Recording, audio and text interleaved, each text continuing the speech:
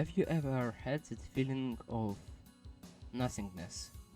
When you don't wanna play nothing, just stare at the screen?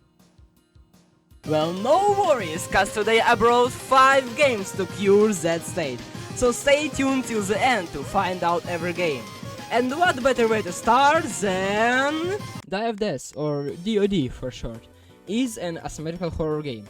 But before you say, why don't you just play Forsaken, it's better lol, I wanna say, characters. DFDS has completely 5 unique killers. Each of them have their own mechanics, abilities, etc. And also DFDS has 13 civilian abilities.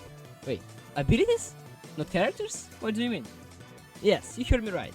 Because instead of equipping your character or abilities or I don't know, something like that, before the round starts, in DFDS you pick abilities at the start of the round. So, when the round starts, you're given 3 decks with 2 abilities each. Some of them even having synergies, but I'm not going to get into that, because it's like pretty complicated, and it's more fun finding that out yourself.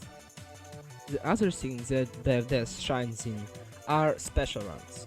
Once upon a while you're gonna stumble upon one, and those runs include Double Trouble, which is like double killer, 1 bounce with 1 OP civilian versus 8 killers, Evil Scary, which spawns a terrifying creature that tries to eat you alive, Fry Bomber, which is a parody for Hot Potato with the most banger soundtrack I've ever heard, and Golf. Yeah, this is basically Golf. But your ball is a living being that screeches every time you heart it with your golf thing. DFDS also has plenty of unique killer skins and customization for civilians, on which you can spend your points on. You get points by hitting your abilities and doing tasks and getting a better rank during the round. But if asymmetrical horror is not for you, I have something else in store. Parkour Pandemic is what would happen if natural disaster survival and Grace collabed and made again together. You on an island with disaster striking. Use your movement tools like dash, slide and double jump to get away from disasters and collect beacons. Wait, beacons? What even are the beacons, you may ask? Beacons are your main and only source of reducing the time of the round. Each time you collect a set amount of beacons, the disaster will enter its next stage, and the round time will be reduced. Each disaster has 3 stages, with each of them getting stronger and stronger and stronger. And a final stand, which is like disaster's ultimate move. After the round ends, you'll earn some XP and bolts, which are the main currency in this game. In the lobby you can also see Oliver, which is gonna be your main source of unlocking new gears. In the lobby, there is also an achievement booth, where you can see your achievements and see how many people have them.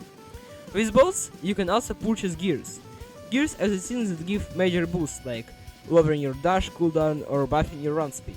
Some gears are for left hand and some are for right, so you can make overpowered combos to boost your performance even more. But how about we spice things up with some combat? Combat Initiation is a game that is inspired by another famous part of the video game culture, Ultra Kill. In Combat Initiation, your goal is to get to the last stage.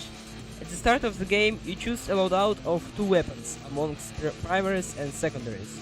After that, you're thrown into the battle immediately.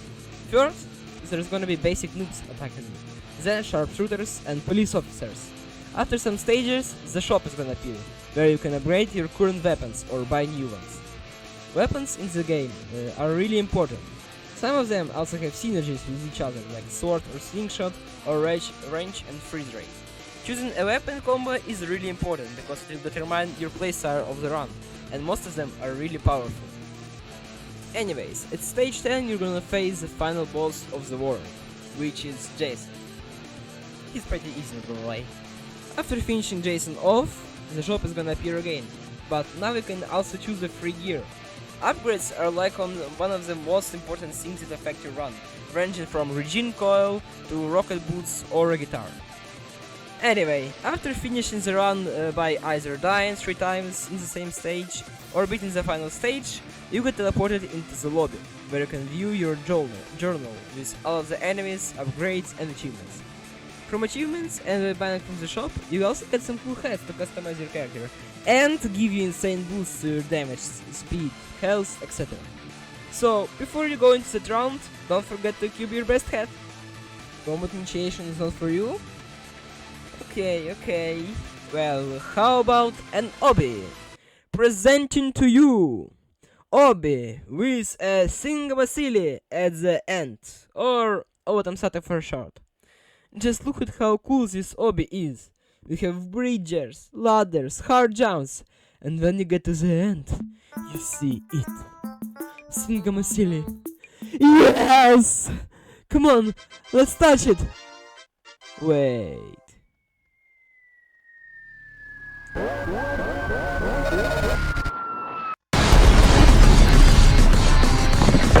So yeah, if you're being serious, Owatamsate is a fast-paced obby where you incarnate as a dummy with great skin.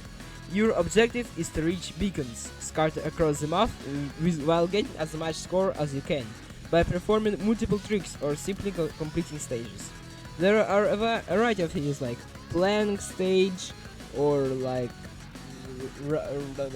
a ramp stage. I don't know, like there are so many of them I can't remember. Each time you enter a beacon, the run is considered over and a choice is given to you. You can either decide to restart a run with an entity called threats added, or submit a run, which will erase all previously selected threats and add your score as your high score. If you choose to add threat multiple times in a row, they will stack, making the game more chaotic. In either case, you get a score multiplier for the next run. It also has multiplayer, but which is still wonky and laggy, but hey, it's multiplayer. But if obby is not for you too, I have a last game for you prepared, which is Nullscape is a roguelike where you have to collect gifts spread across the map that expands with each level. To complete a level, you have to collect all gifts. After all of the gifts are collected, the second phase of the level starts.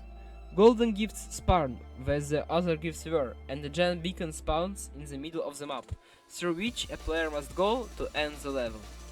And with those golden gifts collected, you can buy upgrades such as double jump, speed boost, or even increased capacity of golden gifts.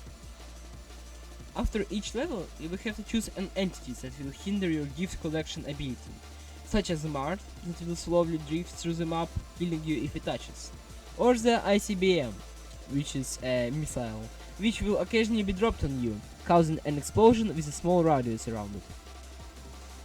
Every even-numbered levels, you can choose between 3 courses, such as Scorch Earth, which will make the ICBM leave a pool of fire where it exploded, or Mars Light, which will make its momentum increase gradually and push you on contact instead of killing you. If you're lucky, you can also get greater courses, which are even more powerful. After your run, you can get trip coins, based on the amount of gifts and golden gifts collected, which you can spend on emotes and classes.